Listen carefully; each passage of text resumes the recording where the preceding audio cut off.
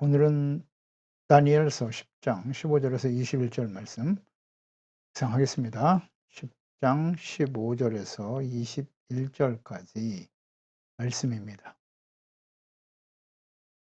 말씀 읽겠습니다. 그가 이런 말로 내게 이를 때에 내가 곧 얼굴을 땅에 향하고 말문이 막혔더니 인자와 같은 이가 있어 내 입술을 만진지라. 내가 곧 입을 열어 내 앞에 서 있는 자에게 말하 이르되 내 주여, 이 환상으로 말미암아 근심이 내게 더함으로 내가 힘이 없어졌나이다. 내 몸에 힘이 없어졌고 호흡이 남지 아니하였사오니 내 주여, 주의 이 종이 어찌 능히 내 주와 더불어 말씀할 수 있으리까 하니, 또 사람의 모양 같은 것 하나가 나를 만지며 나를 강건하게 하여 이르되, 큰 은총을 받은 사람이여 두려워하지 말라. 평안하라, 강건하라, 강건하라. 그가 이같이 내게 말하매 내가 곧 힘이 나서 이르되 내 주께서 나를 강건하게 하셨사오니 말씀하옵소서. 그가 이르되 내가 어찌하여 내게 왔는지 내가 아느냐. 이제 내가 돌아가서 바사 군주와 싸우려니와 내가 나간 후에는 헬라의 군주가 이를 것이라. 오직 내가 먼저 진리에 글에 기록된 것으로 내게 보이리라. 나를 도와서 그들을 대항할 자는 너희의 군주 미가일 뿐이니라. 아멘. 그리스도와 십자가로 이기게 하실 하나님.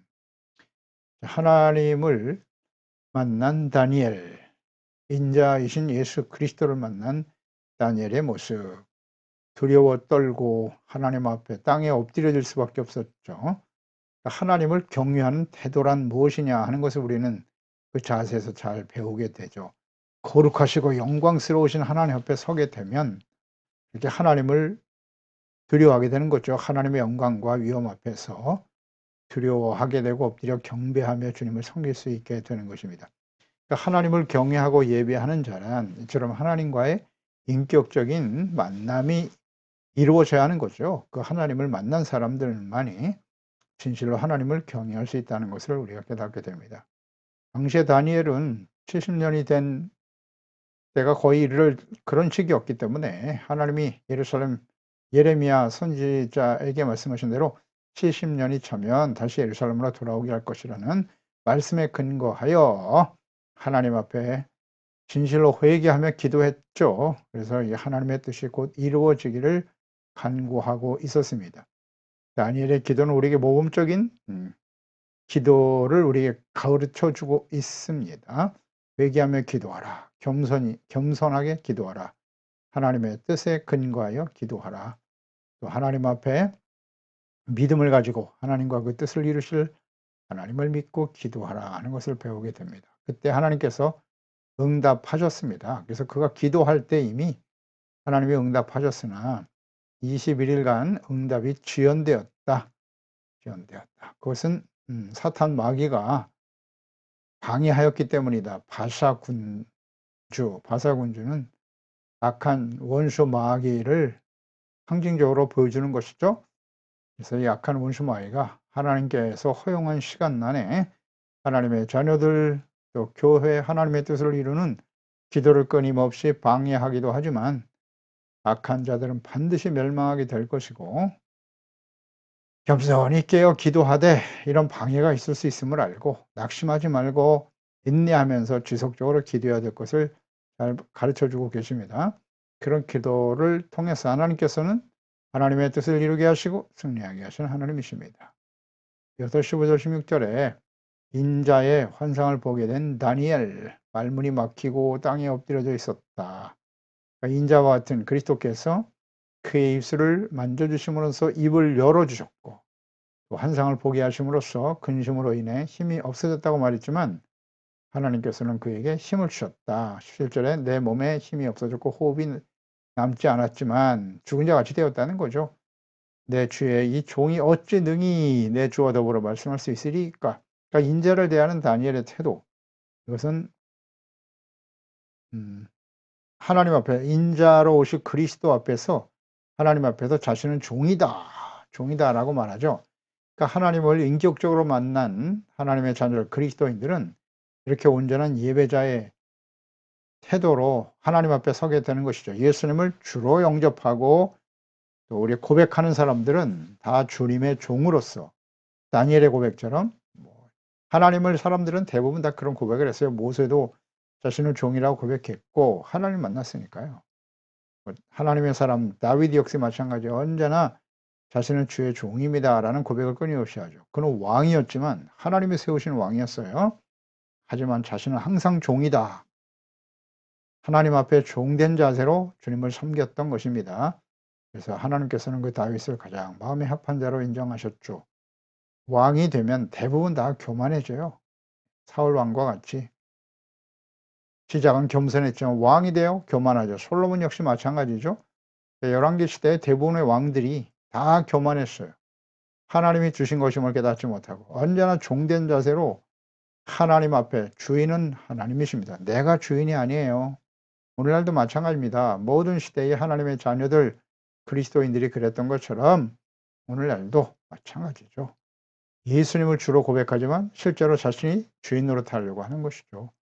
아니면 재물을 하나님보다 더 섬기면서 재물의 종이에요. 하나님의 종이 아닌 재물의 종이 돼요. 살아가는 하나님의 자녀들이 얼마나 많은고. 내 진정한 주인은 누구십니까? 나는 누구의 종인가요? 우리는 주님의 종입니다. 예수님을 주로 영접했기 때문에. 종의 자세는 언제나 겸손이죠. 다음 성실, 충성. 이것이 종의 자세예요. 겸손해야죠, 종은. 자신의 생각이 중요하지 않아요. 하나님의 말씀, 주인이신 하나님의 말씀과 뜻에 자신의 생각을 초소복종시키고 충성을 다하는 것이죠. 종된 자세입니다. 그러니까 다니엘의 이런 태도, 이것이 하나님을 만난 그리스도인들의 온전한 모습이라 볼 수 있습니다.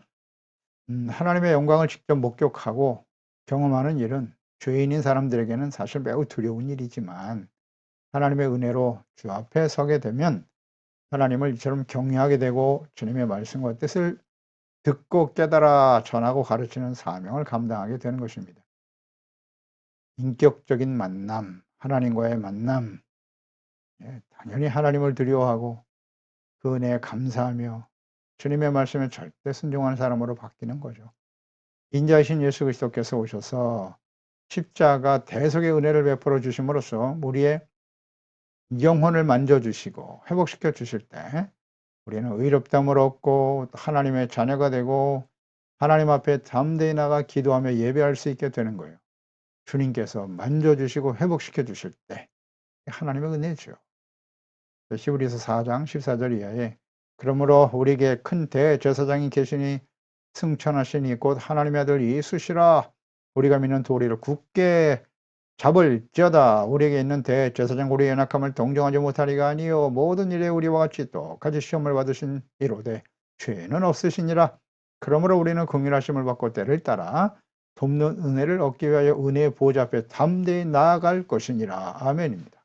이 주님의 은혜를 받고 예수님의 그 십자가의 그 대속의 은혜로 용서받고 의롭다함을 얻고 하나님의 자녀가 되면 저처럼 하나님의 은혜의 보좌 앞에 담대히 나아갈 수 있게 되는 거예요. 담대하게. 이것이 온전한 예배자의 모습이죠. 18절에 또 사람의 모양 같은 것 하나가 나를 만졌다. 강건하게 했다. 큰 은총을 받은 사람이라고 말하면서 두려워 말라. 평안하라 강건하라 강건하라. 내가 곧 힘이 났다. 사람 모양을 하신 인자 그리스도께서 다니엘을 만져주시니 그가 강건해졌다는 거예요. 하나님 앞에 두려워하는 자들에게 베풀어 주시는 은혜죠. 주님의 사랑의 손길로 만져주시는 하나님, 보내실 하나님의 아들 예수 그리스도 인자이신 예수님께서 만져주셨다. 안수해 주심에 다니엘은 강건하여 힘을 얻게 되었다는 것입니다. 큰 은총을 받은 사람, 하나님을 만나 주님의 말씀을 듣고 하나님의 뜻을 깨달아 알 수 있다. 주님의 사랑과 은혜를 받은 사람이 바로 큰 은총을 받은 사람이겠죠. 하나님의 특별한 사랑과 은혜를 받은 사람이었다. 다니엘이 그러했습니다. 그래서 다니엘에게 주신 그 은총, 큰 은총, 이것은 바로 그리스도 예수 안에서 우리에게 임하신 하나님의 크고 놀라운 사랑과 은혜인 것입니다. 다니엘에게 임한 그 큰 은총이 그리스도 예수 안에서 우리에게 임했다. 그래서 로마서 5장 8절에 우리가 아직 죄인 되었을 때요, 경건하지 못한 죄악 가운데 있을 때 그리스도께서 우리를 위하여 죽으심으로써 하나님께서 우리에 대한 자기의 사랑을 확증해 주셨다. 죄인을 위해서 죄 없으신 하나님의 아들이 십자가에 죽으시는 은혜, 이것이 바로 사랑입니다. 하나님의 사랑과 은혜, 크고 놀라운 은총이 우리 가운데 주어졌어요. 우리가 구원받을 만한 그런 사람들이 아니었습니다. 죄악 가운데 교만하고 끊임없이 이기적이고 자신의 욕망에 이끌려 죄악 가운데 살아왔던 우리를 위해서 하나님의 아들이 죽어 주셨도다. 십자가에서 우리의 죄를 짊어지시고 죽어 주심으로써 우리의 모든 죄를 사셨도다. 큰 은총이죠. 큰 은총입니다. 이 하나님의 사랑과 은혜를 받은 사람들은 하나님과의 만남과 교제를 통해서 죄사함 받고 용서받음으로써 이제 두려움이 사라지게 되는 거죠. 그래서 주님 안에서 참된 평안과 강건함을 얻게 되는 것입니다. 평안과 강건함. 죄가 있는 곳에는 절대 평안이 없어요. 죄사함 받고 용서받고 이렇다므로도 하나님과 화목되어질 때 평안이 찾아오는 거죠. 평안이. 오직 하나님께서 하실 모든 일들을 우리가 알게 되고 확신하게 되어질 때 평안이 찾아와요. 그러니까 다니엘이 이 환상 계시를 보았을 때 장차 이제 이스라엘 가운데 일어날 그런 제국들과 그들을 통해서 끊임없이 당하게 될 박해와 시련들, 이 하나님의 뜻을 생각하면 마음이 무거울 수밖에 없어요. 두려워할 수밖에 없지만, 그러나 하나님을 알게 될 때, 하나님은 그리스도를 보내서 이스라엘을 구원하시고 회복시켜 주실 것이다. 이 구원의 하나님을 우리가 알고 바라볼 때 참된 위로와 소망을 얻게 되는 것이고 평안을 얻게 되는 것입니다. 죄사함 받고 예수님의 십자가를 통해서 우리가 죄사함 받고 어렵다므로도 하나님의 자녀가 되어 살아간다는 것, 이것이 하나님의 뜻이라는 걸 알게 되면 평안함을 얻게 되고, 용서받고 어렵다므로도 하나님과의 관계가 회복되어질 때 하나님께서는 그리스도로 말미암아 평안을 주시고 기쁨을 주시고 참된 사랑과 은혜가 넘쳐나게 하시고 또 영육 간의 강건함도 더해 주시는 분이 바로 주님이십니다. 이제 주님의 말씀을 들을 준비가 된 다니엘은 이제 내게 말씀하여 주옵소서 고백했습니다. 죽은 자와 같았던 다니엘이 하나님의 은혜로 인자하신 그리스도의 은혜로 말미암아 힘을 얻게 되었도다. 20절에 그가 이르되 내가 어찌하여 내게 왔는지 내가 아느냐? 이제 내가 돌아가서 바사 군주와 싸울 것이다. 내가 나간 후에는 헬라 군주가 이를 것이다. 이런 말씀하시네요. 하나님께서 이스라엘을 심판하시는 도구로 사용하셨던 바벨론 느부갓네살 왕, 하나님께서 분명히 내 종이라고 말씀하셨어요. 고레스 역시 마찬가지죠. 바사 왕이었던 고레스도 하나님이 바벨론 왕 느부갓네살은 심판의 도구로 사용하셨고요. 연단의 과정을 거쳐 징계와 연단을 거쳐 거룩한 하나님의 백성으로 세우시기 위한 하나님의 도구였죠. 그러나 그 역시 교만했어요. 그래서 메대와 파사를 통해서 그를 심판하셨죠. 바사 왕 고레스 역시 나의 종이다라고 말씀할 정도로 이제 이스라엘 백성들이 70년 연단의 시간을 지나고 다시 예루살렘으로 돌아오게 하시겠다고 하는 주님의 말씀을 이루시는 이를 위해서 고레스를 사용하셨습니다.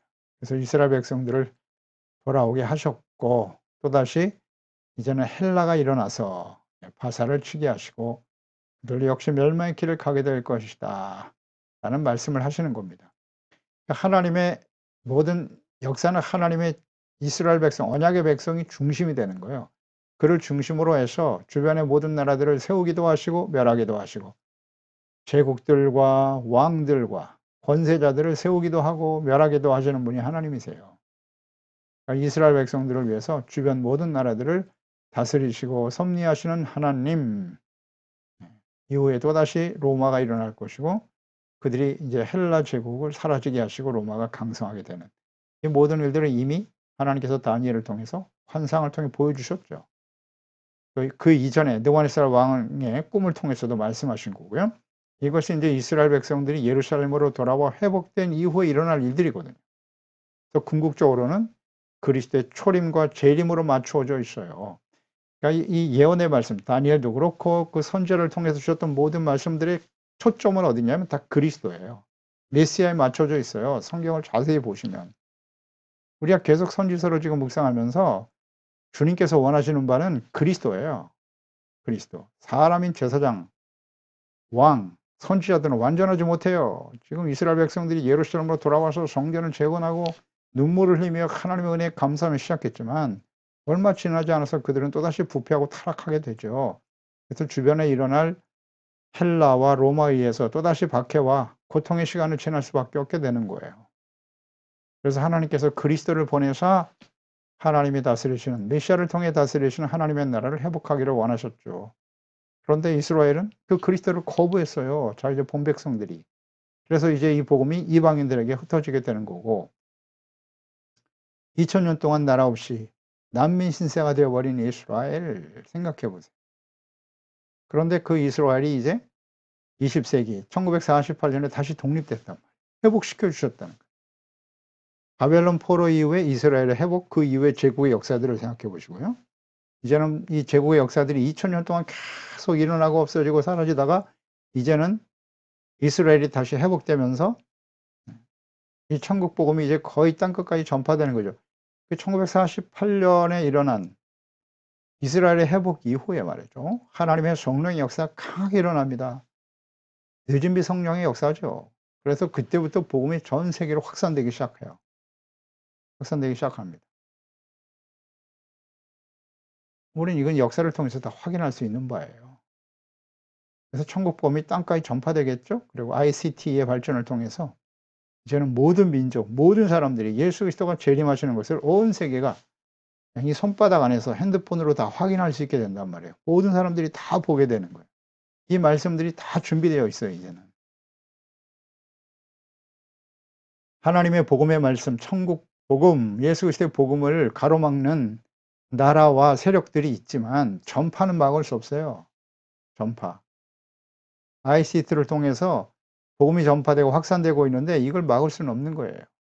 그래서 모든 사람들에게 복음이 전파되게 하시고 이제 주님의 뜻이 예수 그리스도의 재림으로 맞춰져 있는 거죠. 예수님의 재림과 요한계시록의 마지막 심판이 이 땅에 쏟아지게 될 것이고 하나님께서는 예수 그리스도를 통해서 구원과 심판을 이루실 것이 있다. 그리스도를 통해서 이루실 궁극적인 구원, 하나님의 나라의 회복 이것을 지금 알려주고 계시는 거예요. 이렇게 될 것이니 이 말씀의 뜻을 알고 위로를 받아라 라는 의도로 이 말씀을 보여주고 계시는 겁니다. 그에게 다니엘에게 나타나서 이 환상을 보게 하시고 깨닫게 하시고 기록하게 하시는 거예요. 바사왕, 헬라, 로마 제국의 출현 이 모든 것이 결국은 이스라엘 백성들의 구원과 심판의 도구로 세워질 것이다 라는 것을 말씀해 주고 있는 것이죠. 이 역사 전체를 우리가 다 볼 수 있잖아요. 이 말씀 속에 그대로 나타나죠. 이 천국 복음이 모든 민족에 전파될 것이다. 그래서 곧 다시 오셔서 구원과 심판을 이루실 것이고 예수 그리스도의 재림 이후에 심판 요한계시록이잖아요. 그 말씀이 역사 속에 반드시 이루어집니다. 하나님의 예언은 다 이루어졌어요. 이루어질 겁니다. 우리는 그 지금 마지막 때의 시대를 살고 있다고 여기 서 있어요. 그래서 계시록의 마지막 부분이 뭐예요? 심판이 끝난 이후에 새 예루살렘이 내려오잖아요. 하늘에서. 새하늘과 새 땅이 열리고 하나님이 다스리시는 하나님의 나라가 이 땅에 세워지게 되는 거예요. 하나님의 나라의 회복 이것이 인류 역사 전체에 나타난 하나님의 뜻이라고 그랬습니다. 하나님이 다스리시는 하나님의 나라 그리고 거룩한 백성 하나님의 아들들이 그 하나님의 나라 새 예루살렘을 상속받게 될 것이라고 요한계시록 21장 그리고 22장 이를 위해서 속히 올 것이다 인자가 속히 오리라 하고 그 예언의 말씀이 계시의 말씀이 끝나고 있어요. 네, 곧 오시겠죠. 이루어질 겁니다. 우리는 어떤 사람이 되어야 할 것인가? 이 땅에 남는 사람이 될 것인가? 아니면 예수님과 함께 들림을 받아 혹은 개인적으로 인생을 마감하고 영광스러운 모습으로 주님 앞에 서게 될 것인가? 이건 우리의 선택이에요. 이건 하나님의 뜻이기 때문에 분명한 선택과 결정이 우리 가운데 있어야 하는 거예요. 21절에 오직 내가 먼저 진리의 글에 기록된 것으로 내게 보일 것이다. 나를 도와서 그를 대항할 자는 나의 군주 미가엘 뿐이다. 너희의 군주 미가엘이다. 이렇게 말씀하셨네요. 진리의 글이라고 하는 것은 장차 하나님께서 이루실 일들이죠. 11장, 12장에 계속 예언의 말씀들인데 이게 진리의 그거를 구체적으로 이제 나눠서 설명할 텐데 이것은 이전에 보여주셨던 환상과 계시와 같은 의미의 말씀인 거예요. 그래서 메대와 바사, 그다음 헬라, 로마 제국들 왕들이 일어나서 이스라엘을 박해하고 고통스럽게 할 것이지만 하나님께서 그리스도를 보내사 하나님의 나라를 회복하실 것이다라는 진리의 말씀인 거예요. 하나님의 구원의 역사를 방해하고 대적하는 사탄의 역사를 대항하여 승리하게 하실 하나님의 계획, 과거의 선지자들과 다니엘에게 그 환상과 계시를 통해서 보여주신 말씀이 바로 진리의 그린 것이죠. 그러니까 하나님의 말씀과 뜻, 이것이 진리인데요. 말씀이 육신이 되어 이 땅에 보내실 예수 그리스도와 그분의 가르침과 말씀이 곧 진리인 것이죠. 요한복음 1장 14절에 말씀이 육신이 되어 우리 가운데 거하셨다. 우리가 그의 영광을 보니 아버지와 독생자의 영광이요 은혜와 진리가 충만했다라고 말씀하고 있죠. 은혜와 진리는 예수 그리스도로 말미암아 온 것이다. 요한복음 14장 6절에 예수께서 자기 자신에 대해서 내가 곧 길이요 진리요 생명이다. 나로 말미암지 않고는 아버지께로 올 자가 없다고 분명히 말씀하셨죠. 진리로 오실 예수 그리스도, 하나님께서 예언하시고 약속하신 그리스도에 대한 하나님의 뜻을 지금 다니엘에게 보여주고 계시는 거예요. 깨닫게 하시는 거죠. 장차 되어진 모든 제국의 역사들은 결국 그리스도의 초림과 재림으로 귀결될 것이다. 이것이 진리입니다. 정확하게 이해할 수 있죠, 우리는. 그리고 이제 나를 도와서 그들을 대항할 자는 너희의 군주인 미가엘이다. 이런 말씀을 하셨네요. 이게 어떤 의미일까? 그러니까 이스라엘의 회복 이후에 제국의 역사들을 통해서 바사와 헬라, 그다음 로마의 출현, 특히 그중에서 에피파네스, 안티오쿠스 에피파네스 왕이 유대인들을 엄청 박해를 하죠. 그리고 성전을 더럽히고요, 파괴하고 대적하는 일들이 일어나게 될 것이지만 하나님의 백성들을 대항하여 싸울 수 있는 것은 미가엘, 너의 군주 천사장 미가엘 뿐이다. 이런 말씀을 하셨단 말이죠. 그러니까 이스라엘의 승리는 오직 하나님이 함께 하시는 것이고 하나님이 보내실 미가엘, 천사장 미가엘을 통해서 승리하게 하실 것이다 라는 말씀이죠. 이것은 역사 속에 일어날 제국들과 이스라엘을 박해하는 일들이 계속될 것인데 이것은 엄격하게 영적인 싸움이라는 거죠. 그 이전에도 마찬가지였어요. 이스라엘 역사 속에 왕정시대에 일어났던 주변 나라들의 끊임없는 공격, 전쟁, 그 전쟁의 승리는 전쟁은 여호와께 속한 것이라고 분명히 말씀하셨죠. 하나님이 함께 하시고 싸우시면 이기는 것이지만 하나님이 함께 하지 않으면 그 전쟁을 이길 수 없죠. 하나님이 함께 하시기 위해서는 의의 거룩한 백성이죠. 주의 말씀을 듣고 지켜 순종하는 의의 거룩한 백성이요. 오직 하나님께 기도하고 주님을 의지하며 나아갈 때 승리할 수 있었지만 악을 행하고 불의를 행하고 우상 숭배에 빠져 있을 때 주변 나라들과의 싸움에서 그들은 결국 멸망의 길을 가게 되더라. 그러니까 배후의 역사하는 이 약한 원수 마귀와의 싸움이라는 거예요. 미가엘만이 이길 수 있다는 건 하나님 보내신 천사장이 싸워줄 때 이긴다. 즉 하나님이 싸워야 이기는 전쟁이 될 것이다. 그러니까 그들과 싸워서 이기실 분은 하나님뿐이라는 뜻이에요. 그러기 위해서는 이 하나님의 백성들이 영적으로 깨어 있어야 한다는 것이고 하나님의 거룩한 백성으로서의 삶을 잘 지켜가야 된다는 의미겠죠. 하나님이 이기게 하실 것이라는 거예요. 그래서 실제로 이제 우리가 계속 묵상되었습니다마는 안티오쿠스 에피파네스 왕이 성전을 더럽히고 파괴하고 박해하는 일들로 수많은 유대인들이 박해를 당하고 죽어가게 되는데 그들과 싸워서 승리한 것이 이제 마카비예요. 마카비가 일어나서 그들을 몰아내고 성전을 회복하고 이런 역사가 이제 진행이 되는데요.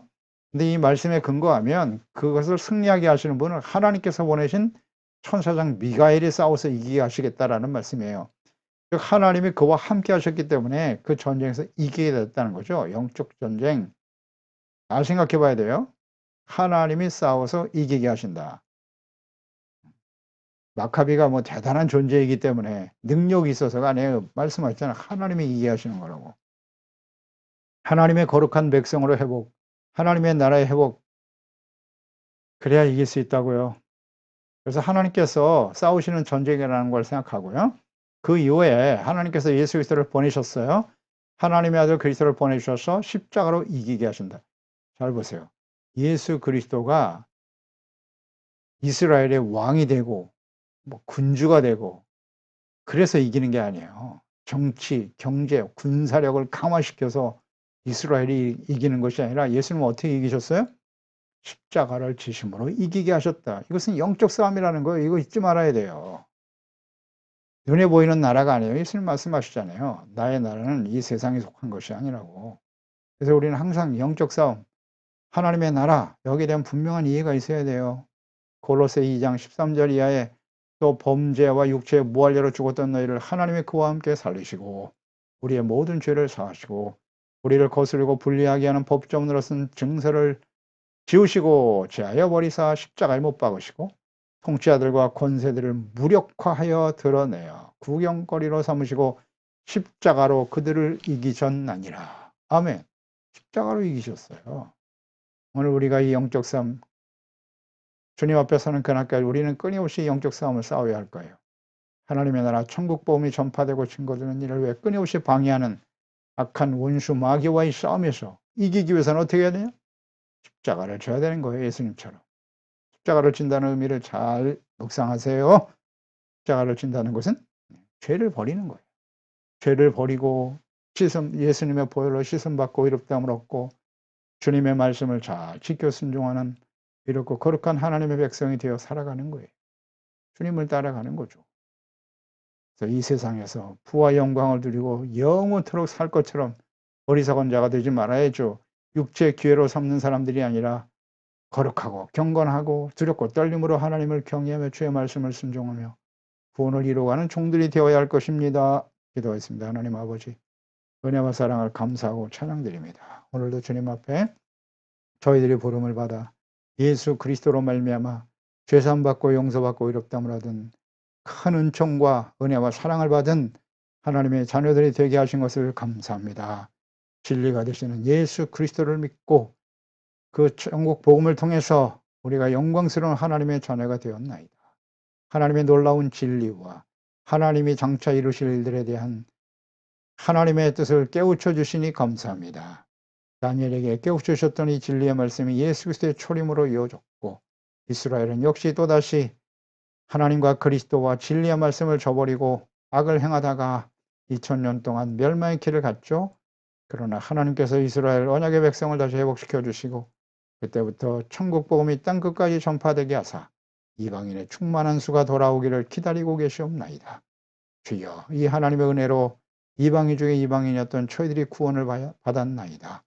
이 하나님께서 우리에게 이루신 구원의 은혜를 소중하게 여기고 진리의 말씀을 좇아 예수께서 십자가를 통해서 승리하신 것처럼 우리는 끊임없이 영적 싸움을 싸우는 거예요. 사람들과의 싸움이 아닙니다.